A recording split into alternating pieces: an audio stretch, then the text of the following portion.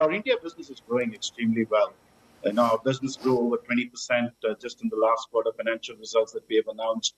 Overall in Asia Pacific and specifically in India for the first half, we've grown over 60%. So our business continues to do well. And we are committed to our long-term presence and investments in India. So as you just saw, we've announced the server manufacturing. So with that, we have the full stack AI manufacturing now in India: PCs, tablets, phones, and now the servers.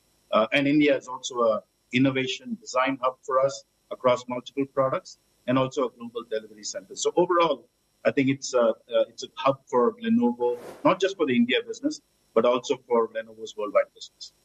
Yeah, and I know your comprehensive vision is AI for all, and so which is why you have this array of products that you're kind of putting out there in the Indian market.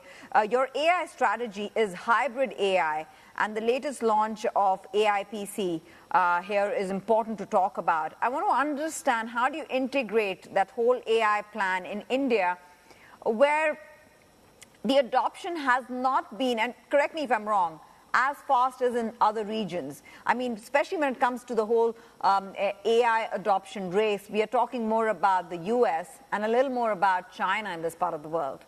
Where does India stand in it all? Actually, maybe I'll just correct you a little bit on that, Tanvi, because we did a study internally with CIOs.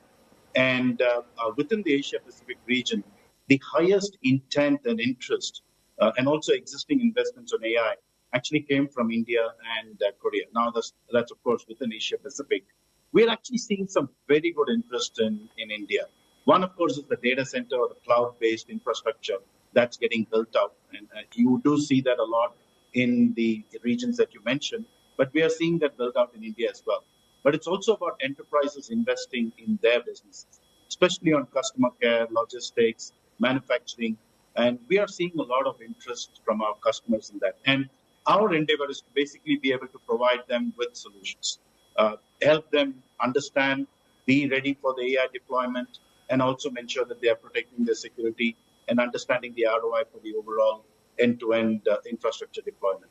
So which is where we come in, because we offer the full range from pocket to cloud, as we call it, in terms of devices, but also wrap around the solutions and services. And that's what brings the overall ROI. I would say that India is actually a very exciting opportunity for us, and we are seeing some great interest. That's heartening to hear, Amar, and rather insightful. I do want to get your thoughts on your infrastructure R&D lab in Bangalore. What kind of hiring potential would you look at to expand the back-end R&D services to, in fact, expand the infrastructure network that you're looking to build in propagating your AI for all strategy? Yes, so when we look at specifically just not the infrastructure lab, but also our manufacturing and our overall investments in India, today we have about 1,700 direct employees, a lot more indirect, as you would imagine, with the manufacturing and through our ODM partners. And this has been growing at a double digit every year. So, I mean, of course, when we are starting with a couple hundred people, but I would see this more as just the beginning.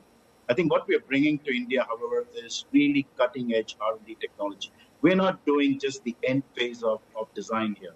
We're actually doing the fundamental technology, the design, the firmware, the product assurance, and the testing, the entire gambit.